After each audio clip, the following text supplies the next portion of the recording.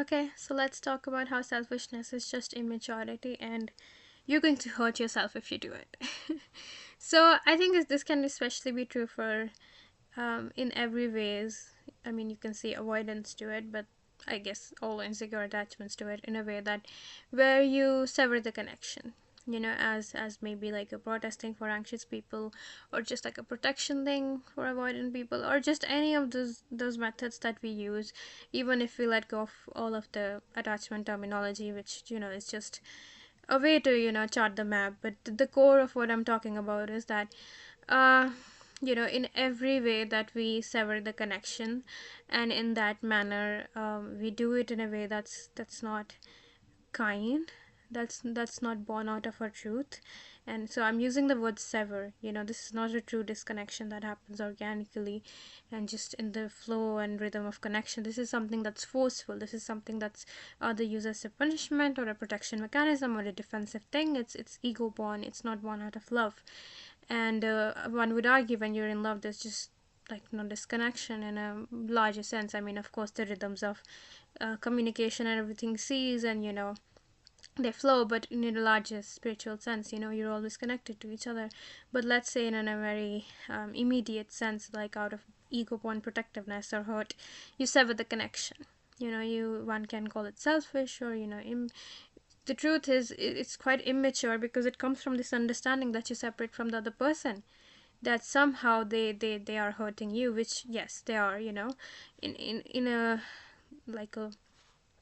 like a formative manner. Yes, they are, but at the core of it, you are quite connected to them. When you're in connection with someone, there's just this thing that's formed, this unity. When you sever the connection just so out of abruptly, let's say, as a defensive mechanism or something, you hurt yourself, because what you completely disregard is that you are, dependent on the connection as well. It's not just the connection. Of course it gave you something good. It fuels you.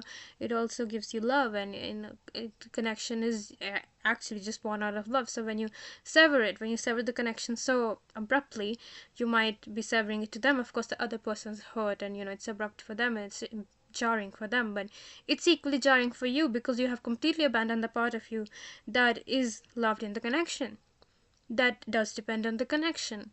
And so it's just this, it's immaturity, because it's coming from this flawed understanding that somehow you just, because it's just this moment of anger or hurt or pain, the good parts are just disappeared, and then people get like all defensive that, oh, I don't need this person and everything. And well, you know what you do. Well, especially when you are in a connection, yes, on a larger sense, you don't need the specific person, but in that moment when you are connected to someone, it's physiological. Your nervous system is attached in a way, and then if you sever it quite quickly, that's going to be leaving an imprint on you as well. So that is why when people get too angry and then don't even give the other person a chance to repair or explain themselves, and then get in the extreme, it does not leave you peaceful, because what it does is there's a need in you for the resolution of the conflict to occur, but you're so ego driven in that sense that you so in this mindset that you don't need anyone and everything like that, that you will not even acknowledge that what, there's a part of you that's hurt, and that part needs to be witnessed, and that part needs to be made up to, and that part needs to be apologized, and the conflict has to be resolved, because at the core of you, you love, and you want love, and you need love. And then um just operating from this understanding is just immaturity. People like forget that when you sever the connection, you just hurt yourself too. And so like when you put up this wall, you might like stop hurricanes, like of course, if the other person's volatile or whatever, but you also stop the gentle gush of love that you need to fucking breathe. And that's not great. You need to stop choking yourself, and then you need to add doors.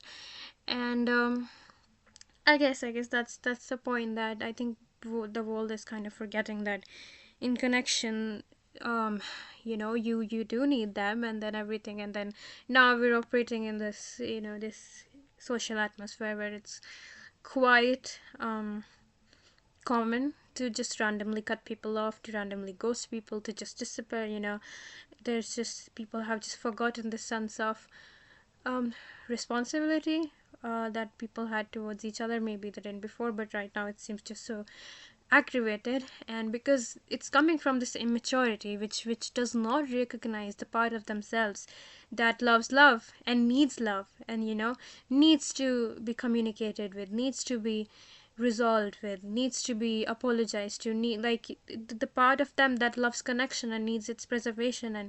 And then now we're becoming too biased, because now we've just somehow got this idea in our head that when you sever the connection, that there's just no consequence.